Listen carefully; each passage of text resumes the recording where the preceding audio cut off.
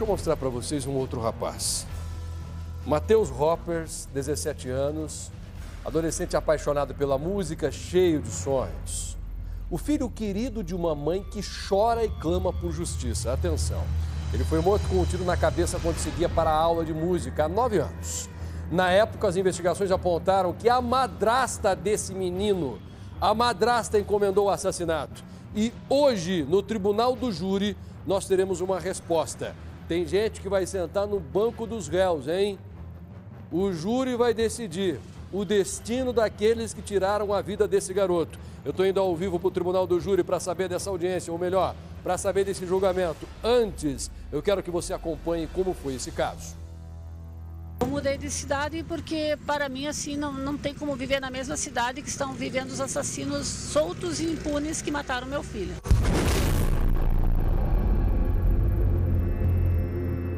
Hoje vamos contar a história de Matheus Hoppers.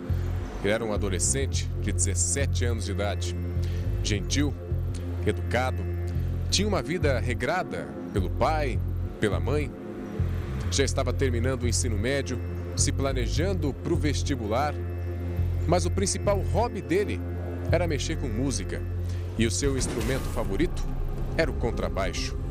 Em tantos contratempos, ele não tinha tempo para mais nada. Só tinha tempo para fazer amizades. Era um rapaz que nunca teve problemas com a justiça. Era um piá bom, como diziam os familiares. Ele não fazia cara feia para nada. Tudo que eu pedia para ele fazia.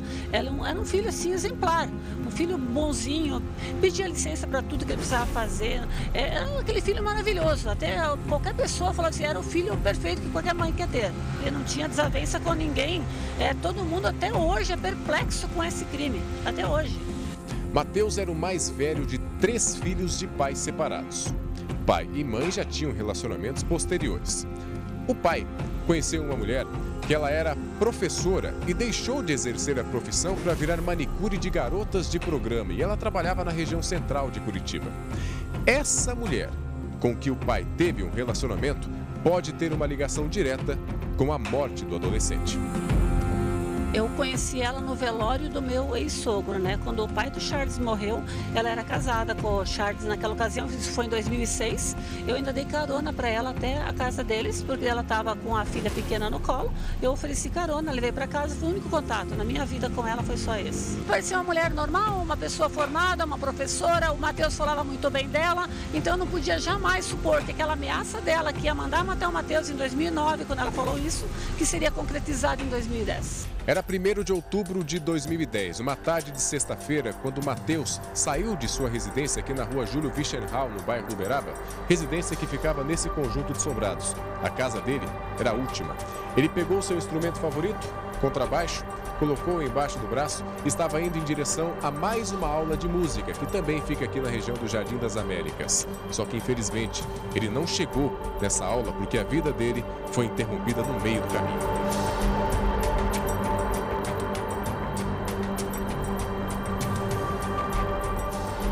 Matheus tinha andado menos de 1 quilômetro da casa dele até chegar aqui na rua Paulo Assunção, esquina com a rua Dona Sazalates. E foi quando ele parou justamente aqui, na esquina, e esperou os carros atravessarem que um veículo, uma EcoSport preta, com os vidros isofilmados, passou ao lado dele e de dentro do carro um tiro que acertou a cabeça do rapaz. Isso, faltavam menos de 500 metros para ele chegar na escola de música.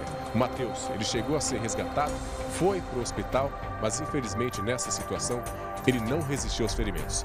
E aí começaram as diversas perguntas e as poucas respostas. Eu não passo mais ali na região do Jardim das Américas, eu nunca mais passei por ali. É muito triste para mim lembrar que ele foi baleado, que ele caiu ali, que ele bateu a cabeça quando ele caiu, que foi uma coisa absurda, um tiro na cabeça dele. Eu não posso, daqui para lá eu não passo. Eu chego até na Federal do Paraná e não vou mais para lá. O máximo, para mim, o bairro não tem mais graça, a cidade para mim perdeu a cor, a graça. A polícia foi acionada, as investigações começaram, mas a dúvida de todos era: por que Matheus foi executado daquela forma? A princípio todos desconfiaram de um possível assalto, mas os pertences de Matheus não foram levados. E aí surgiu uma história que colocou uma pulguinha na cabeça dos investigadores. Nunca na minha vida imaginei esse crime, nunca. Toda a linha que eles investigaram, a única que deu para perceber que ali tinha motivação, que tinha pessoas vivendo num perfil de crime, foi na madrasta, na ex-mulher do meu ex-marido. O pai de Matheus foi casado com Clarice Vruk, a manicure das garotas de programa. Os dois tiveram uma filha e tempos depois eles se separaram.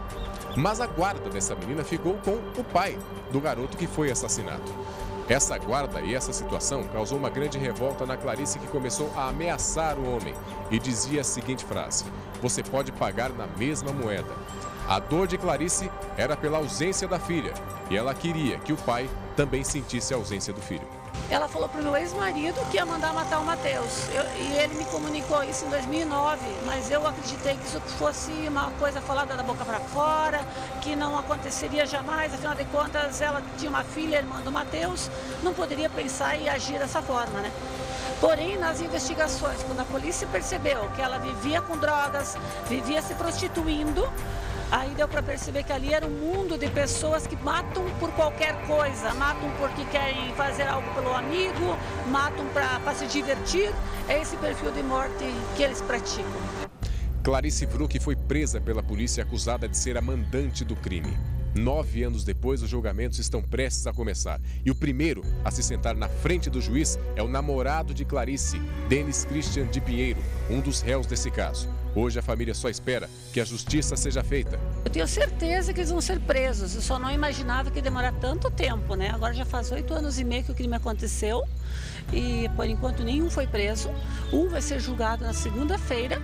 Eu tenho esperanças que o tribunal do júri perceba a participação dele no crime, porque ele participou, e que ele seja condenado e que pelo menos permaneça um bom tempo na cadeia para uma contrapartida do mal que ele fez para a vida minha e do meu filho e de toda a minha família. Justiça pela morte de um adolescente totalmente pacífico e com todo um futuro pela frente, apaixonado pela música e uma em específico que ele vivia tocando no contrabaixo, seu instrumento favorito. O nome dela é Have You Ever Seen the Rain, da banda Creedence. Nessa música, um trecho diz o seguinte: "Há calmaria antes da tempestade. A família já passou pela tempestade e hoje a calmaria só vem quando todos os acusados por esse crime estiverem atrás das grades."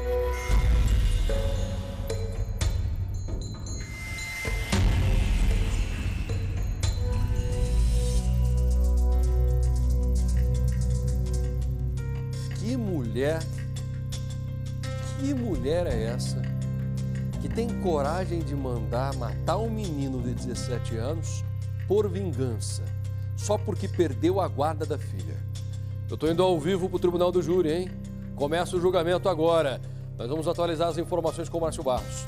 Vamos com o Márcio Barros. As imagens são de Paulo Evaristo, Tribunal do Júri. O julgamento já começou, Márcio Barros? Olha, Passai, vai começar daqui a pouquinho, a porta aqui do Tribunal do Júri já foi aberta, mas eu queria dizer o seguinte: nesses meus quase 20 anos de jornalismo, muitos casos marcaram, e eu cobri o dia que esse crime aconteceu, 1º de outubro de 2010. Eu estava pela Tribuna do Paraná e também aqui pela Rede Massa. E depois a gente acompanhou essa história, a gente foi várias vezes ali no Jardim das Américas, acompanhamos na Delegacia de Homicídios, que então não era divisão ainda, o Dr. Rafael Viana, e hoje a ideia e a expectativa é que esse caso saia daqui encerrado. A porta já está sendo aberta, as pessoas já começaram a entrar aqui para acompanhar esse julgamento, que já foi marcado pela 3ª vez. Uma vez no ano passado, em agosto, foi desmarcado, agora no mês passado também, mas hoje a expectativa é que realmente a condenação aconteça. Eu estou aqui do lado da tia do Matheus, a Silene. A expectativa é essa, né, Silene? Sim, é que hoje a verdade toda apareça, as testemunhas todas vão ser ouvidas, foi feita a investigação e agora estamos confiantes porque